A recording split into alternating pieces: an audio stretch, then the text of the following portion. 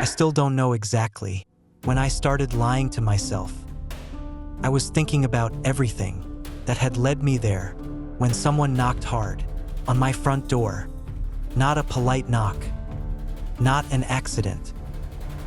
3 sharp hits, heavy, deliberate. I didn't open it. From the living room, I could hear voices on the other side of the door. Urgent, controlled. Minutes earlier, my phone had buzzed with a single message from the board's legal counsel. Please be available today, urgent. That was the moment I realized something irreversible was already in motion, with or without me. The silence after the knocking felt heavier than the noise itself.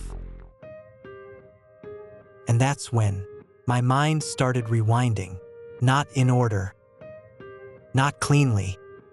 Fragments, bank statements, late nights, unanswered questions. Lies never start loudly.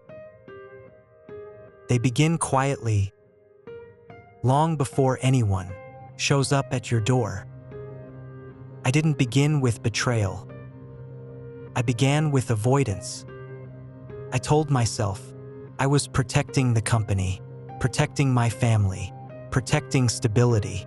What I was really protecting was my comfort. My name is Daniel Whitaker. I built a construction company from the ground up. Before lawyers, before clauses, before boardrooms. I started with one job site and a small crew. Margins so thin, they felt like holding your breath underwater. I woke up to the smell of wet concrete and diesel fuel. Dust on my boots before sunrise. A phone vibrating with problems that couldn't wait. Schedules collapsing, suppliers late, weather rewriting contracts overnight. I worked like everything depended on me because it did. Claire was there from the beginning. She carried the house, the children, the routines that made my chaos survivable. I thought providing meant winning contracts and signing checks. I didn't notice when conversations turned into logistics, when affection turned into coordination. By 2019, the company was generating $22 million a year. From the outside, it looked permanent. That illusion is dangerous. I had pride. Claire had distance. And in high-stakes environments, distance is never neutral. It's information. She started staying out later, talking about yoga, friends, therapy. All reasonable explanations. Her voice was calm, controlled. I believed her, or I chose not to test the story.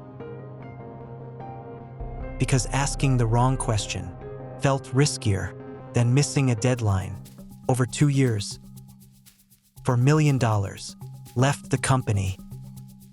Not recklessly, not obviously. Clean labels, external consulting, strategic advisory fees, language designed to reassure. I signed the wires, approved the invoices, moved on. Looking back, I wasn't naive. I was complicit. I was buying silence to avoid confrontation. Then the young man appeared, 22 years old, restless eyes. He walked into my office like he belonged there. He said my full name. Then he said he was my son. A night I barely remembered. Forgotten, buried under years of success. He didn't want answers. He wanted leverage. He knew about accounts. No one else did. He had proof.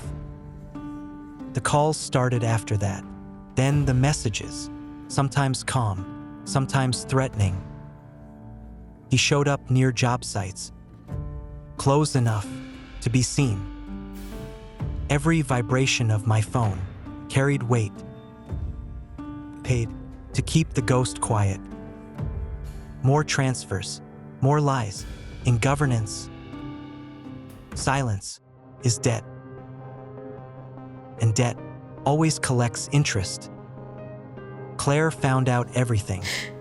About the boy, about the money, the diversions, the deception. She cried. Then she went cold. Then she left. The house felt larger after that. Too quiet. Every room echoing. Decisions I hadn't made. A few weeks passed. The company kept running. But nothing felt stable anymore. Not long after, the board moved. No shouting, no accusations. Just a quiet room. Cold coffee. Documents sliding across polished wood. Paper that weighed $38 million. They referenced a clause I had signed years earlier without reading twice. Section 22.4, the Reputational Risk Clause, written to sound harmless, broad, flexible. It tied financial ethics to personal conduct. By diverting funds to hide my private failures, I had triggered a forced governance action. They didn't need intent. Only impact, loss of confidence, executive liability. I was removed. Months later, the company was sold for $38 million. My equity disappeared in the paperwork. Perfectly legal, perfectly executed. Today, I live in a small apartment. I work as a consultant, project by project. I don't run a company anymore, but I control something stronger. Clarity. Companies don't collapse. They erode, quietly, through postponed conversations and ignored signals. Usually when character is delayed for convenience. Boards don't forgive risk. And reputation is the only asset you can lose without signing anything new. We look at the fine print and we see the truth. Intention doesn't protect. Silence becomes risk. Comfort demands payment. Everything is lost, gradually. And when you realize it, the clause you ignored has already decided your fate. Whoever is cold, like a contract, ends without affection. The law accepts that. Life does not. Subscribe to Clause and AMP Effect and stay ahead of the mistakes. Most founders only understand when it's already too late. The next case is already waiting. I'll see you in the next contract.